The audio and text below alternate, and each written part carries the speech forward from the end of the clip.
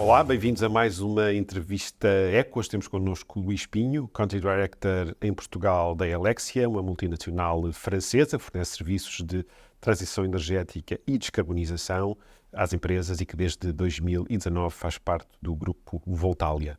Luís, olá, obrigado por se juntar a nós. Portugal foi um dos primeiros países onde a Helexia abriu portas, fora de França. Que balanço faz destes 8 anos de presença da Helexia em Portugal? Olá, obrigado por esta oportunidade. Foi efetivamente o terceiro país a ter projetos, mas formalmente, enquanto uma unidade de negócio, foi o segundo país a seguir à França, que nasceu com a ideia de não só estruturar uma unidade de negócio do investidor fora do país, mas servir de base para depois a Helexia crescer para outros países, criar uma estrutura que seja replicável, e é isso que temos vindo a fazer. Os primeiros desafios foi chegar no momento em que a legislação mudou, logo a seguir essa alteração da legislação. Foi essa alteração que também levou a Helexia a decidir vir para Portugal? Foi um conjunto foi uma tempestade perfeita, se podemos dizer assim. Eu estava fora do país, trabalhava no setor na Bélgica, fundamentalmente na Bélgica, mas com atividade noutros países também, mais norte da Europa. Decidi mudar de vida, saí dessa empresa. A Helexia estava a crescer e queria abraçar novos desafios, novos países, e foi a tempestade perfeita de eu me encontrar com um dos fundadores e desafiar-nos mutuamente o que é que pode ser o futuro para a Helexia. E, porque não, Portugal acabou de ter uma mudança regulatória que é favorável àquilo que é a filosofia de projeto e de investimento da Helexia, e, portanto, conseguirmos chegar no momento certo, ou seja, nem muito cedo, porque tem custos muito elevados, nem muito tarde, porque o mercado já estaria demasiado maduro. E, portanto, os primeiros desafios foi, efetivamente, criar uma estrutura de base que pudesse ser facilmente replicável para outros países. A seguir abrimos Espanha, abrimos Brasil, estamos a abrir Roménia, Hungria, Polónia, estamos a olhar para a África, portanto, replicar o modelo que fizemos em Portugal. São países, são já novas geografias? Novas geografias, exatamente. O desafio em Portugal foi a legislação era nova, e nós atuarmos enquanto fornecedor de soluções, essencialmente produção de energia fotovoltaica, num modelo de financiamento, era algo que o mercado, que as empresas ainda não estavam... ainda não confiavam. Ainda havia aquela desconfiança, mas quem são vocês, o que é que vão fazer, como é que se propõem a fazer isso, quais são os modelos. E, portanto, o primeiro projeto é quase aquele desbloqueador que permite depois servir de referência, e foi a partir do primeiro projeto que então começamos a crescer, eu diria, de forma exponencial desde 2016. A primeira equipa durante o primeiro ano fui eu mais 2 pessoas que chegaram um bocadinho, alguns meses depois. E agora quantos são? Neste momento somos, no total da Helexia em Portugal, somos perto de 60 pessoas. E esse número ainda vai crescer? Este número vai crescer. O objetivo em 2024 é chegarmos perto de 80 pessoas. Crescer não só na área de fotovoltaico, mas essencialmente na área de mobilidade elétrica e de eficiência energética, que acredito que seja o futuro e que seja onde a Helexia pode ter um papel preponderante. Eu acredito, a Helexia acredita que tanto quanto produzir energia de fonte renovável e descarbonizada é também ajudar as empresas a consumirem melhor energia, idealmente consumirem menos energia. Eu sei que, enfim, fazendo parte de uma empresa cotada, que é a Voltalia, não podem divulgar ainda dados de resultados de 2023, mas, enfim, com que indicadores é que a empresa fechou o ano passado, enfim, nas diferentes atividades, enfim, que números é que pode partilhar connosco? Primeiro, 2023 foi um ano desafiante. Nós temos vindo a crescer mais do que 2 dígitos, quase que duplicamos a cada ano. 2023 foi um ano, eu não diria de travar um pouco, mas foi um ano de consolidar, não tanto de crescer. Ainda assim, apesar de, obviamente, eu não poder revelar números, como disse o nosso acionista, uma empresa cotada, ainda assim crescemos mais de 20% em 2023. Mas mais importante que isso foi a forma como conseguimos dar resposta à quantidade crescente, quase exponencial de projetos que tivemos em mãos. No potência instalada já vai... Neste momento estamos ligeiramente acima de 50 megawatts de potência instalada, mas nos próximos 12 a 15 meses vamos instalar mais 50 megawatts. Portanto, o volume de projetos que tem crescido muito. Em 2023 comissionamos perto de 2 projetos por mês, para uma potência ligeiramente superior de 20 megawatts, mas agora o crescimento é quase uma bola de neve, vai acelerar, apesar de acharmos que em alguns anos, obviamente, o mercado em Portugal tenderá a ter alguma maturidade e, portanto, se calhar aqui o crescimento será um bocadinho menor. Daí também esta nossa aposta na eficiência energética, porque acreditamos, efetivamente, é aí que temos que desempenhar um maior papel. Exatamente.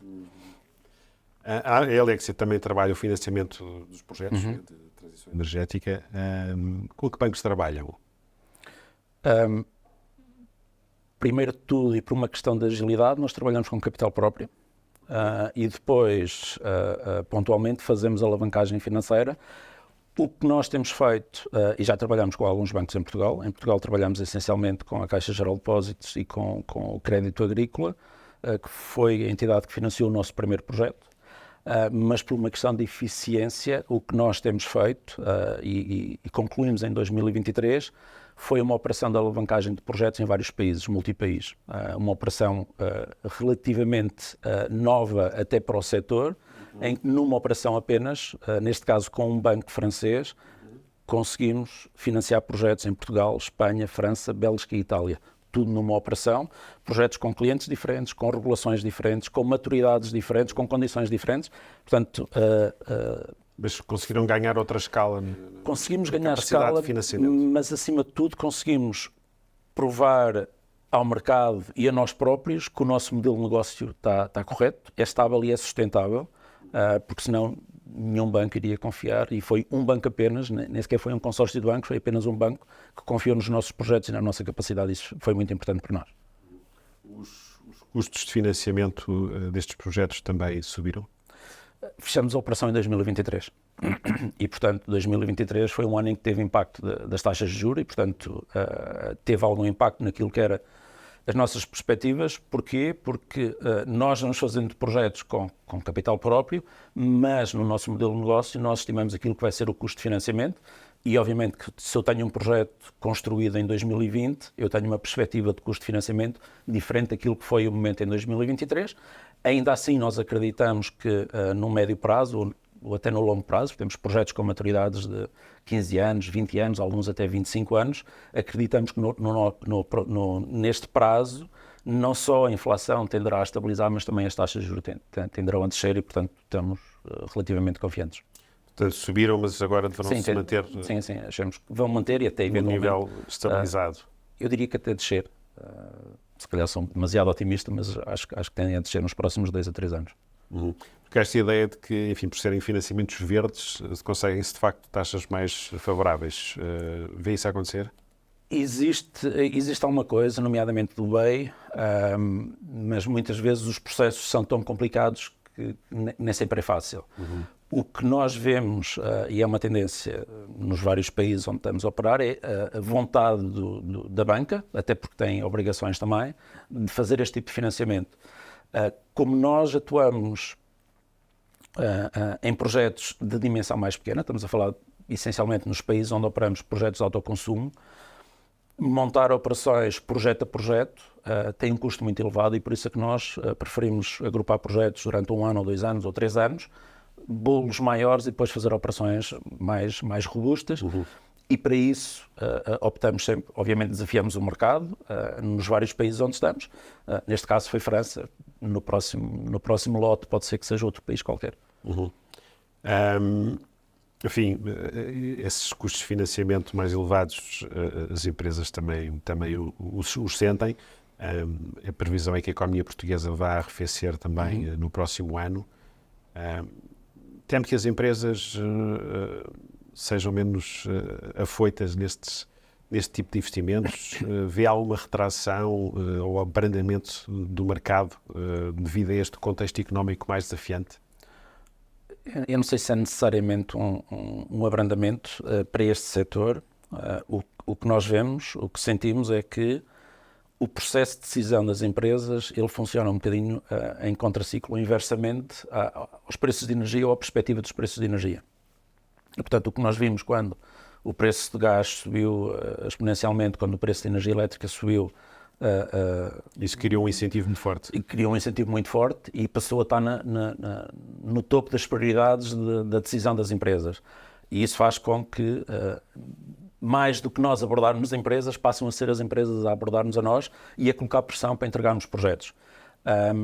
O que nós sentimos é que, com alguma estabilização do preço da energia elétrica, mas também do preço do gás, o processo de decisão abranda um pouco, enquanto há perspectivas de PRRs também, as empresas tendem a olhar para outras soluções de financiamento e, portanto, isto vai oscilando. Há vontade, sentimos que há cada vez mais vontade, uma vontade mais genuína em implementar este tipo de projetos, quer do lado da produção de energia, mas também do lado da eficiência energética. Obviamente que a componente económica é relevante, poupar dinheiro, mas sentimos que as empresas estão cada vez mais interessadas na descarbonização, nos impactos que a descarbonização tem para a sua atividade e para a forma como o público as reconhece. Mas o preço da energia ainda é o principal incentivo. O preço da energia é o incentivo, continua a ser. Portanto, enfim, para chegarmos aqui a uma ideia, para ver que as empresas abrandem o investimento na descarbonização, acelerem? Eu acho que o investimento não vai abrandar, o investimento vai crescer. Se ele vai ser feito pelas empresas ou por operadores como a Helexia ou pela banca, eu acho que tenderá a ser mais feito por empresas como a Helexia, pela Helexia ou pela banca. As empresas tenderão a ter uma vontade, vão olhar para estes investimentos como não prioritários, sabendo que no mercado há soluções que em termos de custo de capital são vantajosas e que, para além do capital, trazem conhecimento e competência. A Helexia, enquanto investidor num projeto, para além de ter a capacidade financeira, tem o interesse no projeto e, portanto, é também uma garantia de que o projeto é um bom projeto que funciona bem e que vai servir o propósito. Porque, enfim, quando acontecem as conferências das Nações Unidas sobre alterações climáticas, chamadas COP, sente-se um grande entusiasmo sobre o tema da transição energética e da descarbonização, mas depois parece que as coisas acabam por acontecer um bocado devagar. Sente que há, de facto, aqui uma vontade ainda não suficientemente robusta das empresas nesta transformação? O que leva as empresas a fazer esta transformação, e digo isto de forma desapaixonada, continua a ser fundamentalmente o aspecto económico. E, portanto, ele varia em função do preço de energia, do preço das energias que as empresas usam e da perspectiva que eles têm no médio e no longo prazo. E, portanto, isso tem uma influência.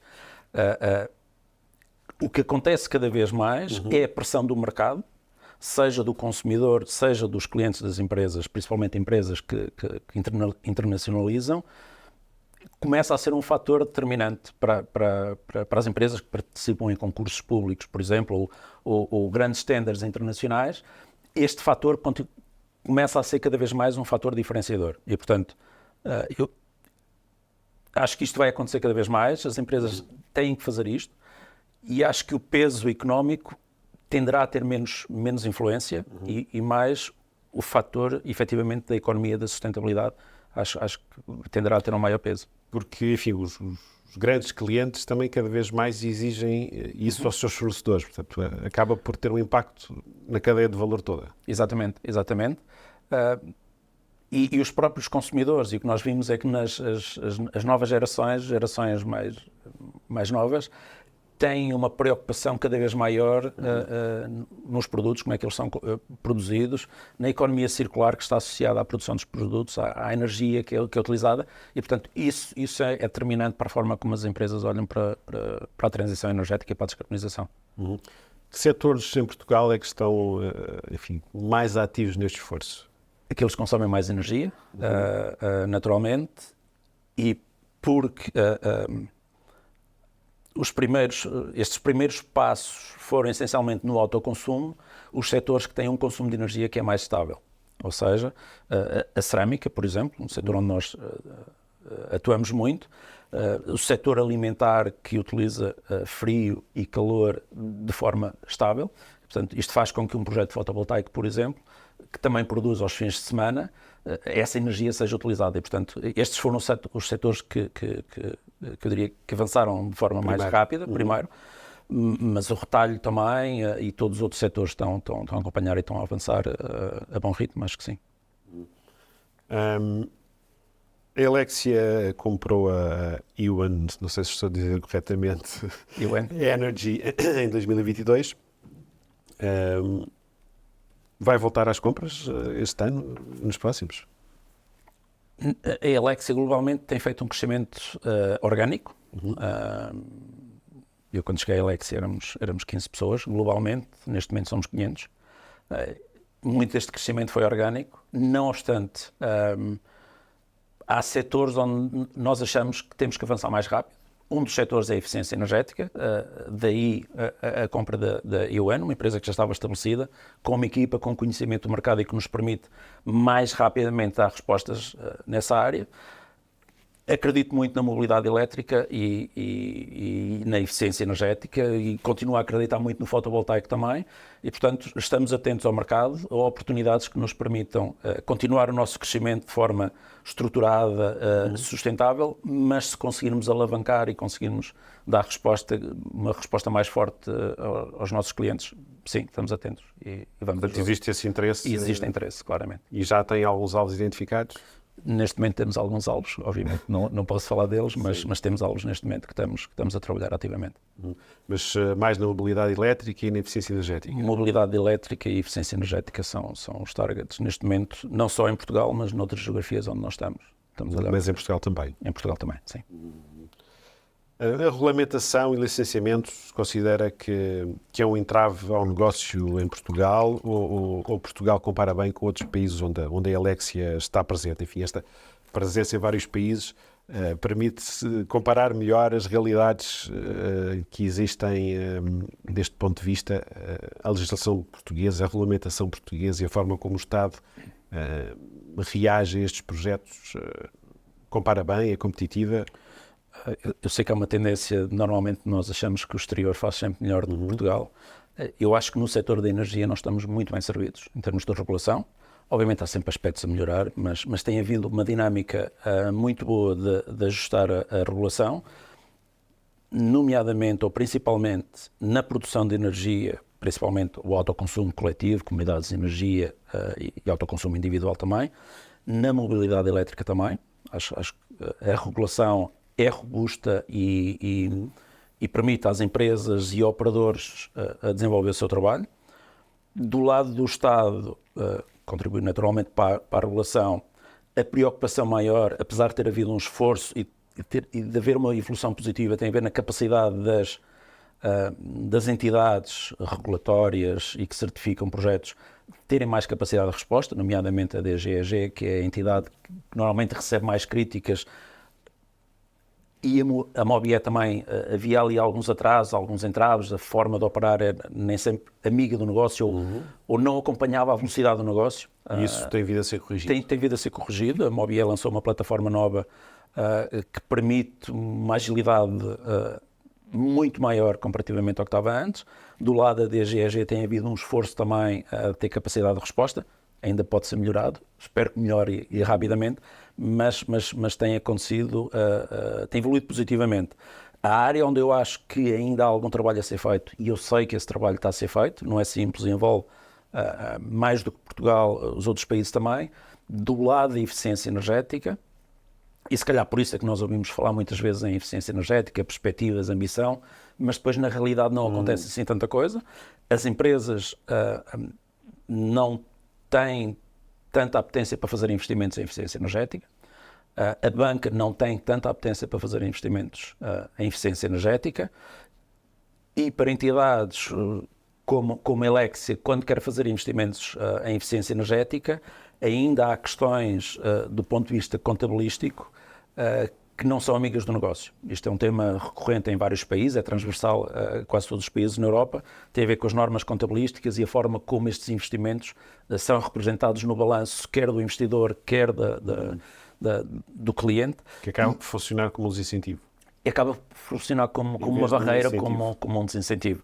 E acho que esse é um tema que eu sei que está a ser trabalhado, mas tem que se acelerar ao nível da União Europeia e que vai obviamente ter um impacto em todos os países. Enfim, estávamos há pouco a falar da DGAG e mesmo da Mobiel e a necessidade de acelerar de facto a resposta aos projetos. Isso também tem a ver com a falta de disponibilidade de recursos humanos no setor? Essa tem sido uma das minhas maiores preocupações, e não é só Portugal, porque estou envolvido também na coordenação dos outros países onde a Alexia está presente. O que sentimos é, em toda a cadeia de valor, há falta de recursos. Não é só Portugal, ou não é só em Portugal que estes projetos de produção de energia e de eficiência energética estão a crescer muito, em todos os países da Europa e não só na Europa, e portanto há falta de recursos, quer especializados ao nível de engenharia, mas também mão de obra para fazer montagem. Portanto, isso tem sido um problema. O desafio aqui é que empresas é que têm capacidade, dimensão, escala para conseguirem fazer treino interno, e nós tentamos fazer isso. E sei que temos que melhorar, temos que fazer mais rápido, mas acho que há também um desafio para a academia na forma como pode olhar para isto, e o potencial que existe para formar mais pessoas nas áreas específicas que precisamos, engenharia, eletrotécnica, mecânica, etc., com foco em eficiência energética, e eventualmente uma abordagem mais transversal, com apoio das empresas, eventualmente, como a Alexia, em identificar que setores é que têm recursos, setores que estejam que não tenham uma perspectiva de crescimento ou que tenham uma perspectiva de estagnação, e que recursos é que podem ser facilmente reconvertidos, porque têm uma proximidade de formação com aquilo que nós fazemos, para serem facilmente reconvertidos e entrar neste setor, porque este é neste momento o calcanhar daqueles, recursos humanos. Consegue dar exemplos de áreas, enfim, conexas, onde possa haver essa reconversão? O que nós temos visto, não tanto em Portugal, mas o que eu tenho visto em alguns países onde estamos presentes começam-nos a chegar muitas pessoas que vêm do setor do oil and gas. Começa a haver um fade-out deste setor e um fade-in, e portanto nós temos que reconverter ou ajudar a reconverter as skills destas pessoas. Haverá outros, o setor da construção em alguns países desacelerou. Em Portugal nós estamos à espera que ele acelere, porque temos o problema da habitação. Portanto, não será por aí, mas eu diria que um dos setores é essencialmente o setor do oil and gas, que tende a reduzir, mas acho que é um exercício que tem que ser mais transversal, tem que envolver a academia, envolver empresas. Eu acho que este é um dos setores, haverá outros seguramente. Essa falta de recursos, enfim, que a Alexia também sente, também estará relacionado com o facto de portugueses formados nestas áreas depois irem para fora? Nós vivemos num mercado único e, portanto, nós temos na nossa equipa em Portugal pessoas do Brasil, pessoas de Itália, da mesma forma tenho nas outras equipas nos outros países pessoas de Portugal. Portanto, não é uma dificuldade que aparece apenas em Portugal, ela é transversal a todos os países. E nós vemos isto em todos os países, desde Portugal até à Roménia, onde nós estamos a contratar pessoas neste momento, há dificuldade em encontrar pessoas. E, portanto, as pessoas vão à procura das melhores oportunidades. Obviamente há uma tendência, ou tem havido uma tendência mais norte da Europa, a vir mais para o centro ou mais para o sul, mas isso acontece no Brasil, onde nós temos uma equipa muito grande também. Temos esta dificuldade também. Ela é transversal a todos os países e até aos continentes. Luís, muito obrigado por esta conversa. Muito obrigado, foi um prazer. Muito obrigado.